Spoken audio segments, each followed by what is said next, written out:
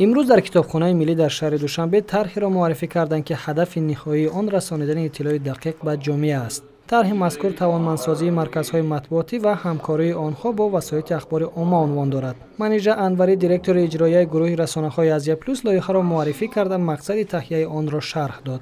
لایحه با نظرداشتی مهمیت ثمرانوکی کاری مرکزهای مطبوعاتی در رابطه با وسایل اخبارات عامه عملی شده است. هدفش درست به راه ماندن همکاری میان مرکزهای مطبوعاتی و روزنامه‌نگاران در انعکاس کاری شایسته نهادهای دولتی برای سریع و با اعتماد رسانیدن خبر عملی می شود.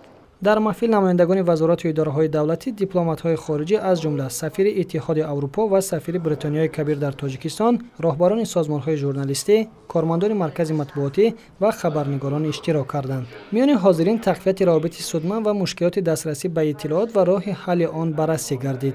حاضرین نشست گفتند اجرای لایحه می‌تواند به نفع کارمندان مرکز مطبوعاتی و ژورنالیستان خدمت نماید. حکومت کشور دستگاه اجرایی پرزیدنت جمهوری تاجیکستان لایحه پیشنهاد نموده آزیا پلوس رو که از جانب اتحاد اروپا دستگیری می‌یابد جانبداری نمود برای بهتر گردانیدن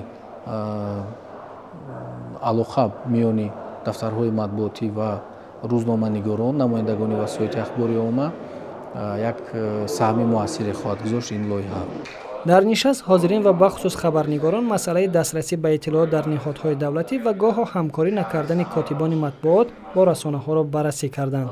آنها اظهار امیدواری کردند که اجرای طرح مذکور در رفع این مشکلات مساعدت خواهد کرد. امام علی سعیدزاد، آزیا پلوس.